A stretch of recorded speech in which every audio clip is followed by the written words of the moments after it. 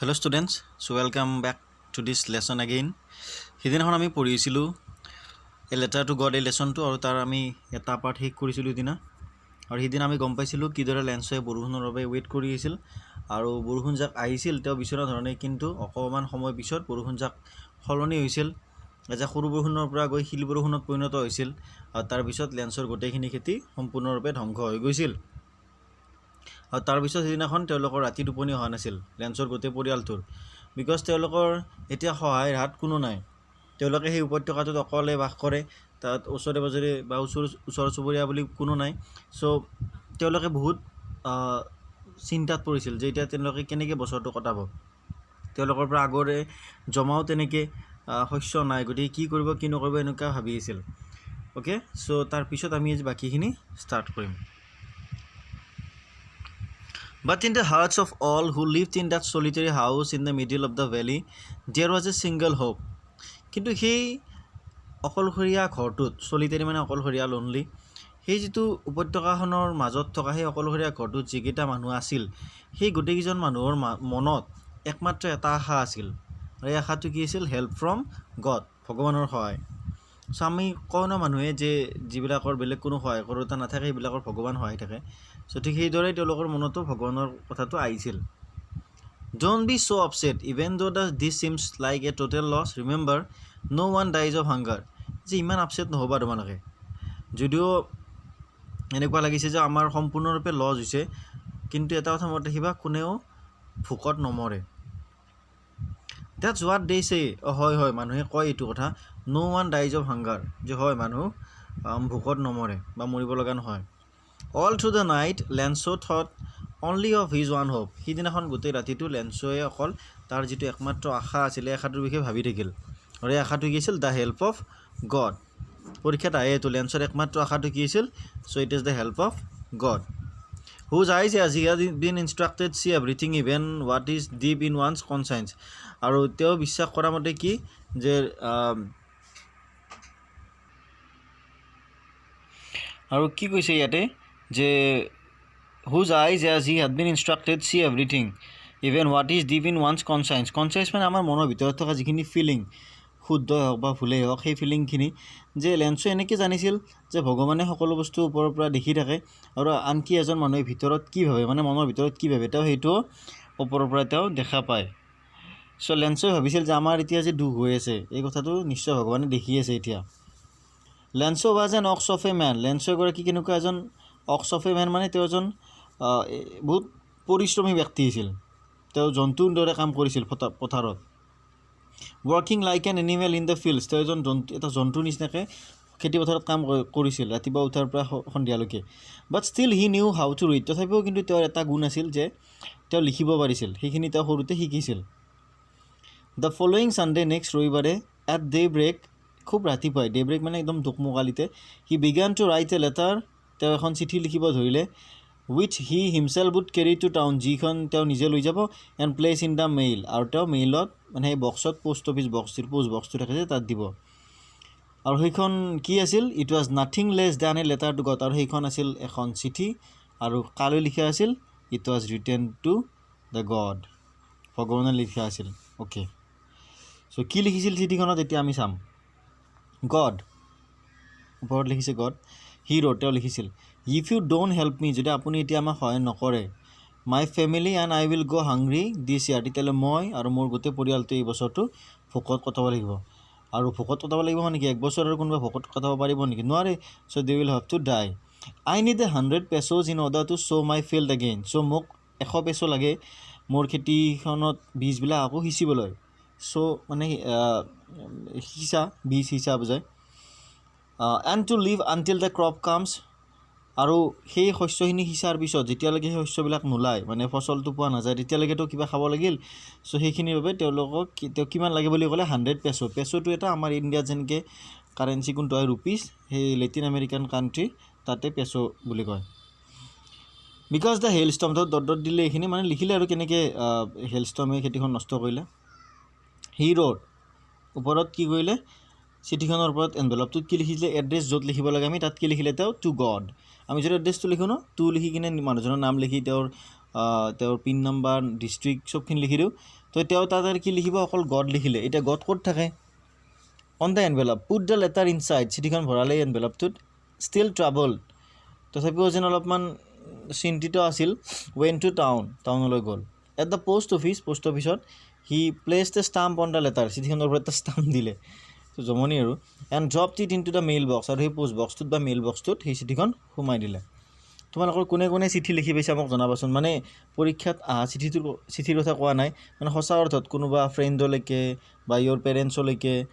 কাৰোবালৈকে লাইফত চিঠি লিখি পাইছা নেকি আৰু পোষ্ট কৰি পাইছা নেকি জনাবাচোন one of the employees who was a postmen তাৰপিছত চিঠিখন দিলে তেওঁ one of the employees post অফিচৰ এগৰাকী এমপ্লয়ী কৰ্মচাৰীয়ে ৱাজ এ পোষ্টমেন যিজন এজন পোষ্টমেন আছিল and also' help at the post office যিয়ে পোষ্ট অফিচটোত কাম কৰে ৱেন টু ইজ বছ লাফিং হাৰ্টিলি একদম ডাঙৰকৈ হাঁহি তেওঁৰ বছৰ ওচৰলৈ অৰ্থাৎ পোষ্টমাষ্টাৰৰ ওচৰলৈ গ'ল এণ্ড চ' ডিম দ্য লেটাৰ টু গড আৰু চিঠিখন দেখালে চাওকচোন সেইখন কেনেকুৱা লেটাৰ য'ত লিখা আছে to God never in his career as a postman had he known that address যে আজিলৈকে ইমান দিন কাম কৰিলে তেওঁ পোষ্ট অফিচত কিন্তু কোনোদিনে এনেকুৱা এটা এড্ৰেছ তেওঁ পোৱা নাছিল the postmaster a fat amiable fellow পোষ্টমাষ্টাৰগৰাকী সোধে what kind of a person the postmaster is বা হাউ হি লুকছ লাইক তো তেওঁ এজন ফেট আছিল শকত আছিল এমিয়েবল বন্ধু সুলভ আছিল ফ্ৰেণ্ডলি এমিয়েবল মানে এমিয়েবল ফেলো আছিল তেওঁ অলছ' ব্ৰক আউট লাফিং তেওঁৰো বহুত হাঁহি উঠিল প্ৰথম চিঠিখন দেখি মানে এনভেলপটো টু গড দেখিয়ে হাঁহি উঠিছিল but almost immediately he turn serious কিন্তু লগে লগে তেওঁ যেন ছিৰিয়াছ হৈ পৰিল কোন পোষ্টমাষ্টাৰজন and tapping the letter on his desk আৰু চিঠিখন লাহেকৈ তেওঁ টুকুৰিয়াই দিয়া যেন কৰিলে ডেস্কত কমেণ্টেড ক'লে হোৱাট ফেইথ যে কি বিশ্বাস কি আচৰিত কথা ভগৱানৰ ওপৰত কি এক বিশ্বাস I which I had the faith of the man who wrote this letter মোৰ যদি এনেকুৱা বিশ্বাস থাকিলেহেঁতেন ভগৱানৰ ওপৰত মানে আমাৰ ভগৱানৰ ওপৰত বিশ্বাস থাকিব লাগে actually starting up a correspondence with God যে ভগৱানৰ লগত কৰস্পণ্ডেঞ্চ মানে যোগাযোগ স্থাপন কৰিব চেষ্টা কৰিছে তেওঁ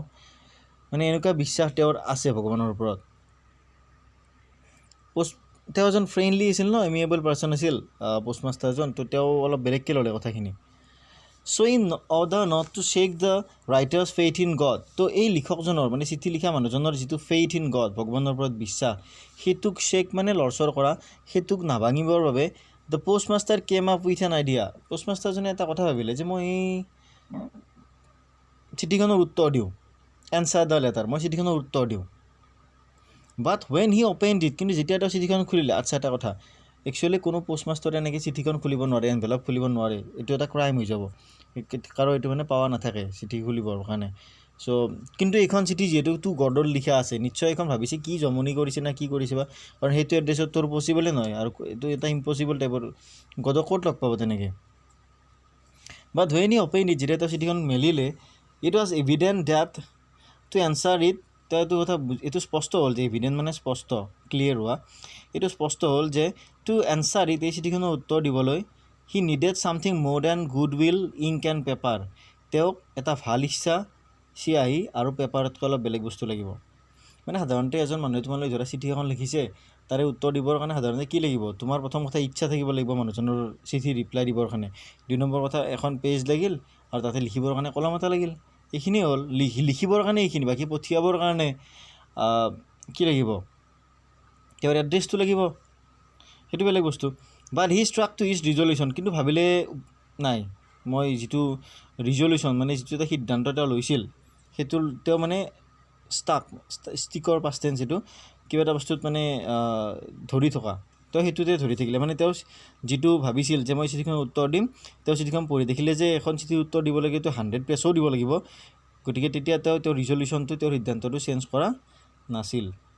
হি ask for money from his employees তেওঁ কি ক'লে তেওঁৰ যিখিনি তেওঁৰ আণ্ডাৰত কাম কৰা যিখিনি কৰ্মচাৰী আছিল পোষ্ট অফিচত সেইখিনি ক'লে যে আপোনালোকে অকণমান মোক পইচা দিয়ক এই হেৰিৰ কাৰণে চেৰিটিৰ কাৰণে দান হিচাপে he himself gave part of his salary তেওঁ নিজৰ চেলাৰীৰ পৰাও দিলে এনেকুৱা নহয় যে বেলেগৰ পৰা লৈছে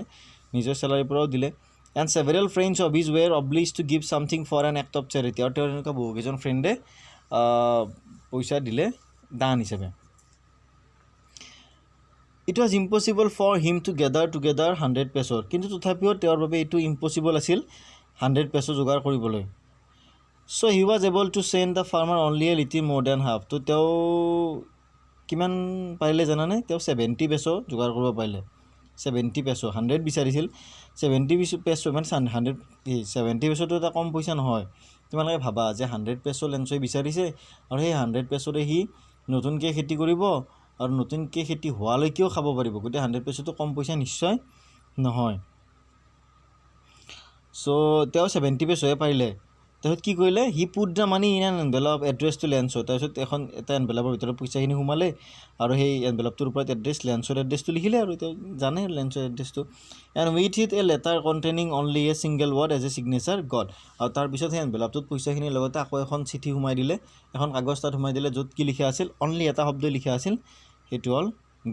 গড লিখা আছিল মানে এইটো কিয় লিখিলে তেওঁ এজ এ চাইন মানে যাতে লেন্সই ভাবে যে এই পইচাখিনি মোক ভগৱানে দিছে তেওঁ চাইনটোও কৰি দিছে একেলগে চ' পোষ্টমাষ্টাৰজনে এনেকৈ ভাবিলে এতিয়া ইয়াতে কুৱেশ্যনখিনি আমি চাওঁ who or what did Lencho have faith in লেন্সৰ কাৰ ওপৰত বিশ্বাস আছিল so' Lencho had faith in God what did he do তেওঁ কি কৰিছিল he wrote a letter to God asking 100 pesos who read the letter চিঠিখন কোনে পঢ়িছিল তোমালোকে নাহিবা যে চিঠিখন পোষ্টমেনে পঢ়িছিল নেকি no the letter was read by the postmaster আৰু এনেকৈ লিখিব পাৰা the postmaster read the letter read শব্দটো যেতিয়া আমি পাষ্ট টেন্স কৰোঁ ইয়াৰ যিটো স্পেলিং সেইটো একেই থাকে READ ৰিডে হয় কিন্তু মাততে আমি ৰেড মাতোঁ what did the postmaster do then তেতিয়া পোষ্টমাষ্টাৰজনে কি কৰিছিল চিঠিখন পঢ়ি so' after reading the letter the postmaster decided to answer the letter okay এইখিনি লিখিব লাগিব তাৰপিছত লিখিব লাগিব যে he asks money from his employees and he himself also' gave a part from his salary and thus he collected 70 pesos and he sent it to লেন্সলৈ পঠাই দিছিল অ'কে এইখিনিলৈকে বুজি পাইছেনে চাবাচোন কিবা যদি সুধিব লগা থাকে সুধিবা ইনবক্সত চ' নেক্সট মই আকৌ এটা ভিডিঅ' দিম তোমালোকক আৰু এইখিনি যদি কিবা ক'ব লগা থাকে তোমালোকে মোক ইনবক্সত ক'বা আৰু এই কুৱেশ্যন আনচাৰখিনিও মই দি দিম দিয়া তোমালোকৰ গ্ৰুপত থেংক ইউ